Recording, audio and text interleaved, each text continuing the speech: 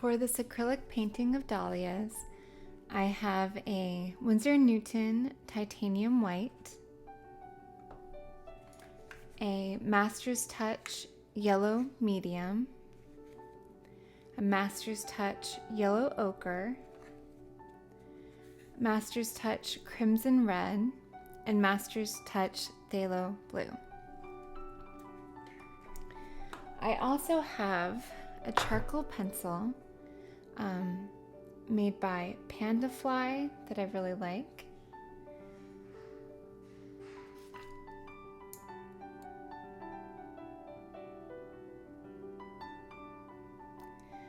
And then the two brushes I have, the first one is a number 6 round made by Artist Loft.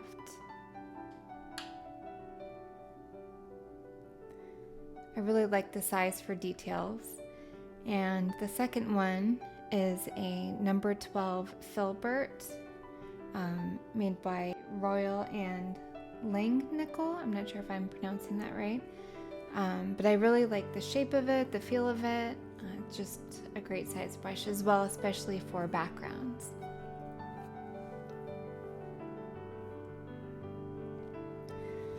For this painting, I decided to go with a dark, moody background with fall coming and Halloween just around the corner. It fit the mood. I also have a beautiful crepe myrtle tree outside, and the leaves are almost black, but they're kind of a purple, beautiful purple, but with a little bit of red and brown in there. So I tried to recreate that color for the background. The first thing I did was I used the charcoal pencil on the dried acrylic background.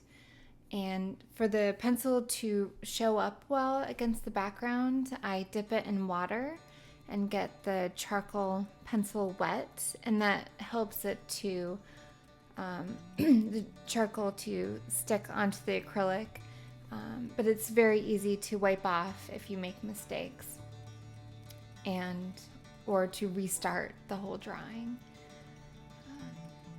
If I was more sure of myself with the brush, I would just do an underpainting with the brush, but I like to have a sketch first. So the next thing I do is I use the titanium white and the number 6 round brush and put down the underpainting for the dahlias. For this one, the dahlias were not quite open fully, but even so, they have so many petals and they're just so, I guess it's kind of like a party going on. Just petals going every direction, so many of them, all grouped together, and it's really fun to draw. You don't have to be very particular, just kind of going every which way and just keeping the general form of the dahlia so that it still looks like the flower that you're trying to draw. So for the top little flower, it's one that's not quite fully in bloom yet. It's still partially in a bud form, so that always is fun for me to draw. Kind of reminds me of drawing a child or an infant. There's just so much potential and it's so adorable. It's still almost a bud, still kind of in that new growth. And then with the stems, I've learned that with my hand tends to be a little bit shaky, a little bit wobbly, so straight lines aren't always the easiest for me. And I really appreciate the ability with acrylic to wipe it up. If it's not quite dry, you can I like to use just a cotton cloth that I have. You'll probably see it a bit in the video. I've used it for many years now, and I just dip that in clean water.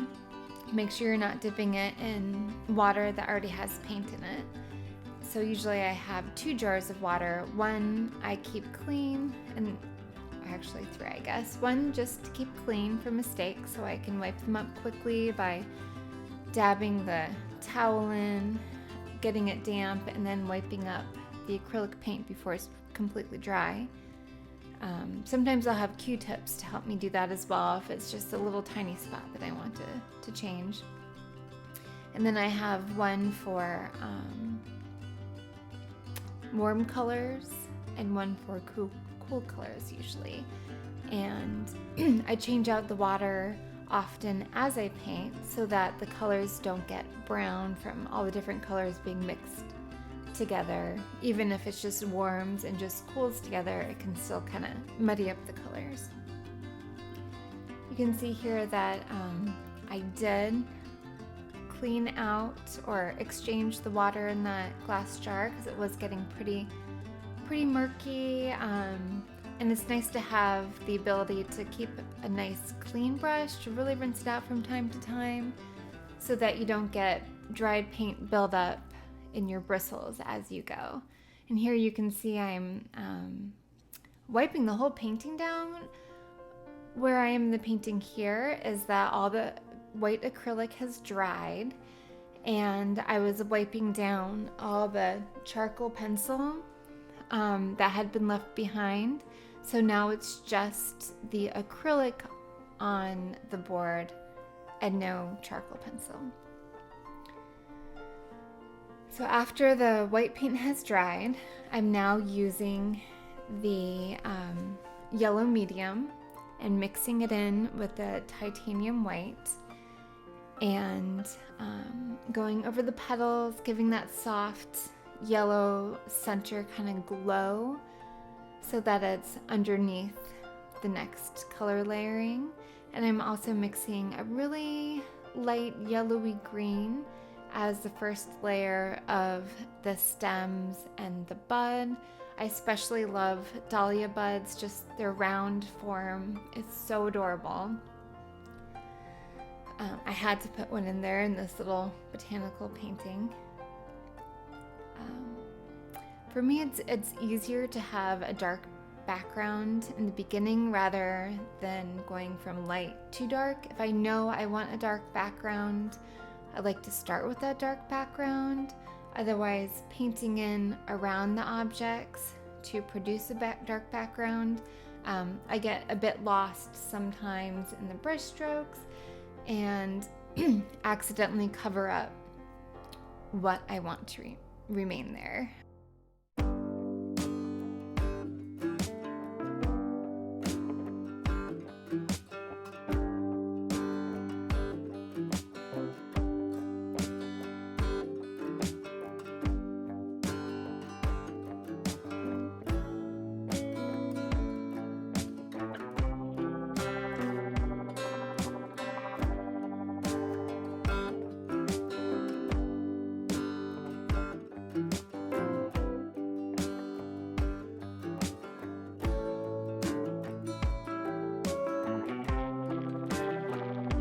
When you start with a dark background, for me anyway, it's a lot of fun to have that more finished look more quickly as you don't have those bright white little specks coming through.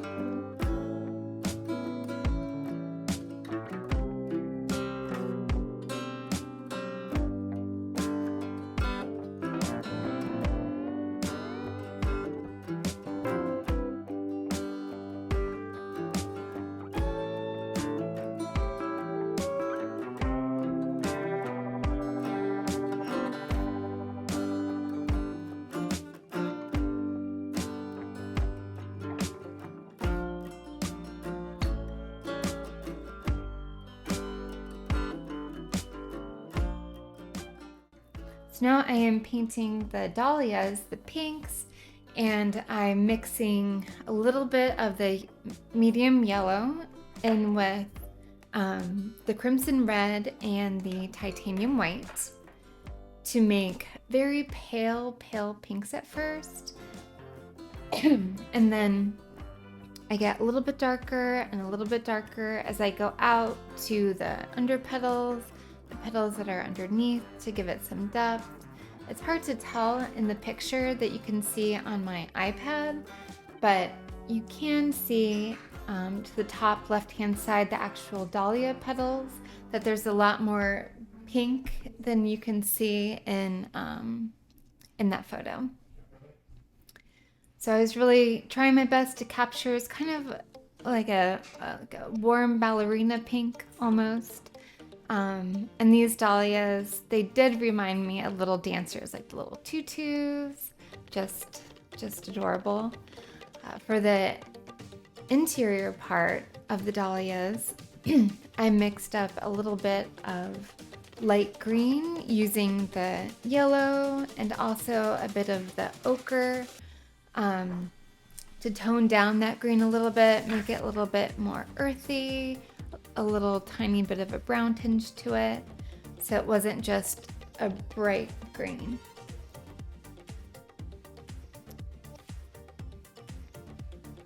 For the interior of the dahlia, I'm also adding a little bit of the yellow ochre mixed with the medium yellow, and just a tiny bit of the crimson to give it a little more of that darkness where parts are in the shadow, and you can see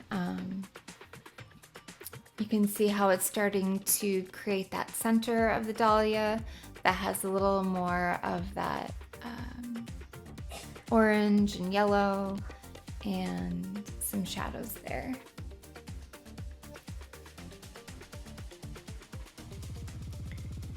The dahlia that is partially in bloom, that is just beginning to bloom, I think that was my favorite to paint. Maybe because it did kind of look like a ballerina tutu, and even the little bits, the little green parts that come off the back of the petals where it's blooming, they're just so cute. So you can see I turned my palette so that I could continue using it as I was filling it up. I also refreshed my water. You can only see one of the water jars in the image, but there's a couple more on my desk as well. I'm just continuing to put in more of the pinks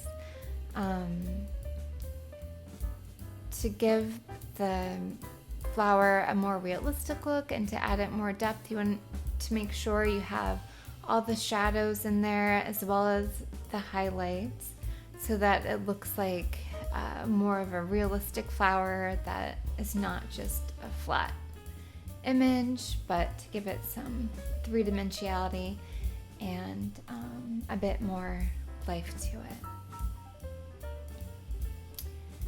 Some people use palette knives to mix their colors. If I was doing a bigger painting, I would use a palette knife, but for this small painting, I'm just mixing the paints with my brush.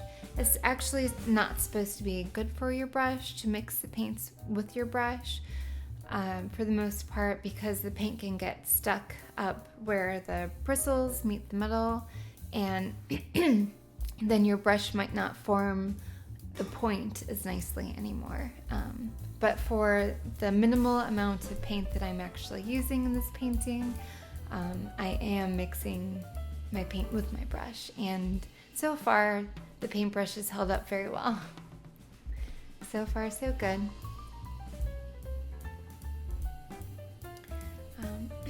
For this painting, I am moving around the painting a bit. Sometimes I'll get kind of stuck on an area. I'm not really sure what to do, so I'll move on to another area of the painting.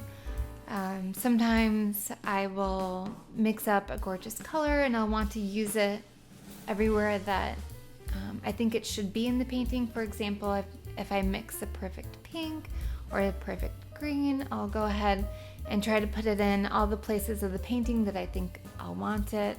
For example, these leaves here, I mixed up a nice green that I thought would work well for the stems as well as the leaves, and I tried to go ahead and do that really quickly, putting in that green for all the leaves and the stems before it dried.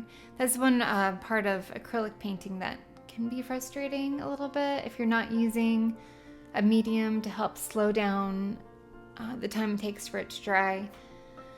They do dry a lot faster than oils, and so you have to use those beautiful colors that you mix pretty quickly, or they'll be dry. You'll have a beautiful palette full of the colors, but you won't be able to put them on your painting because they dry up just too quickly. So I tried to use them as quickly as possible, so that they're not just beautiful dried colors on the palettes.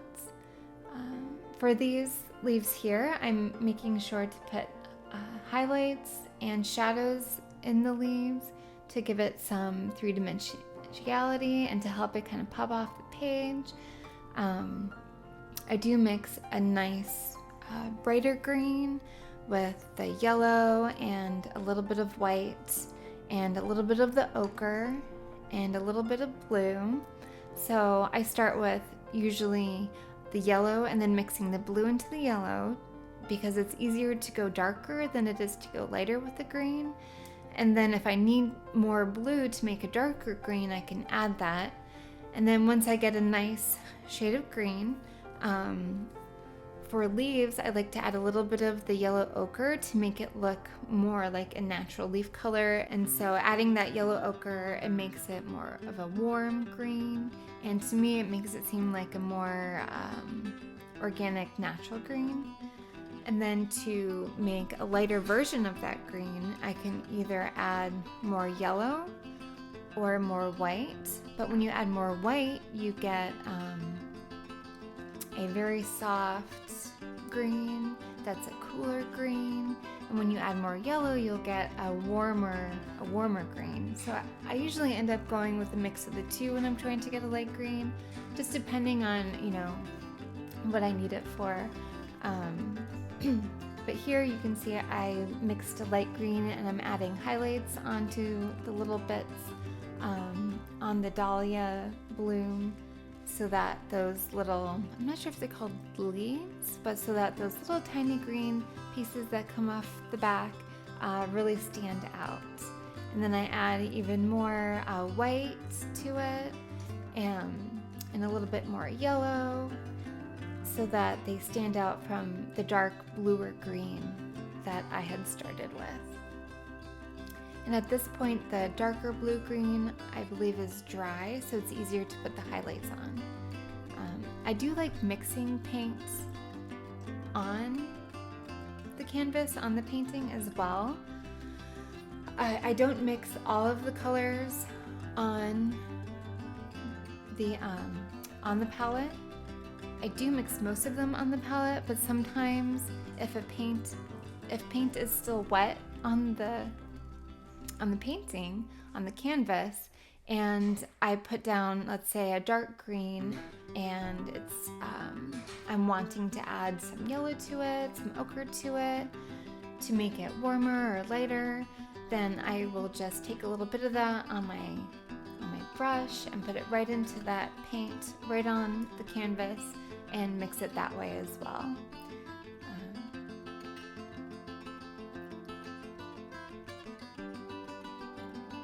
Here I'm adding the highlights to the leaves, just adding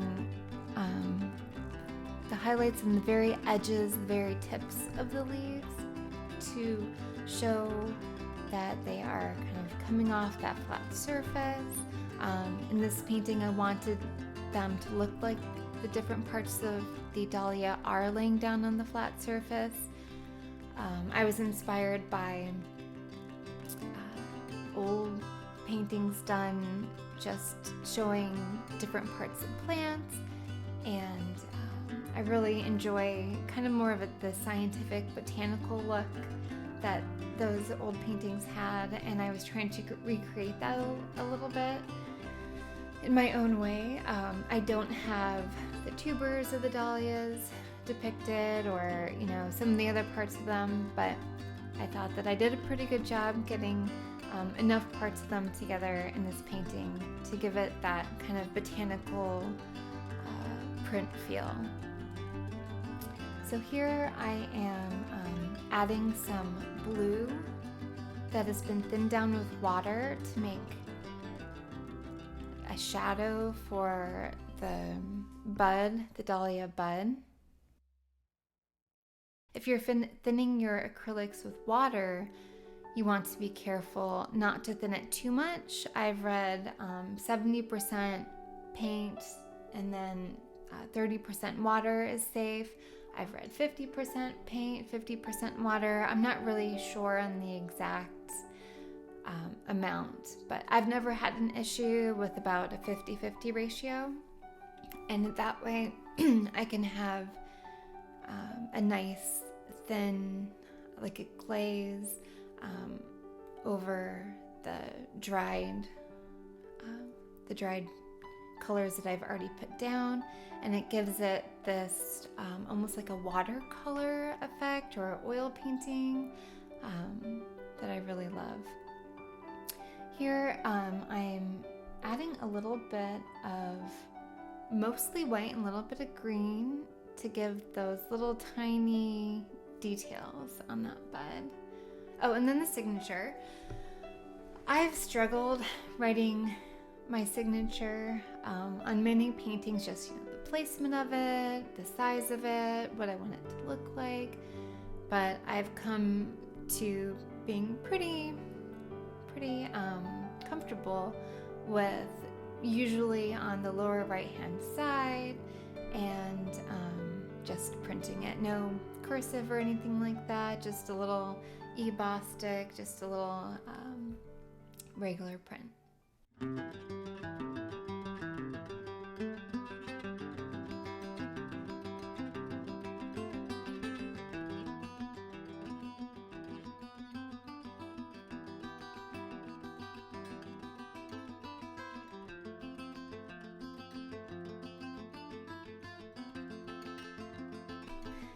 Just adding a few last minute details. I noticed that I wanted to add a little bit more pink to the outer petals of the dahlia, especially as I watched the dahlia that I had cut a few days previously age in the water glass. I noticed that the petals became more pink as they aged, and I just wanted to add a little bit of that in. And then I go ahead and add a little bit more of the white petals because again, as they age, the petals change a bit, where the white interior petals are more of a contrast to the back pink petals, and I wanted to show that a little bit more.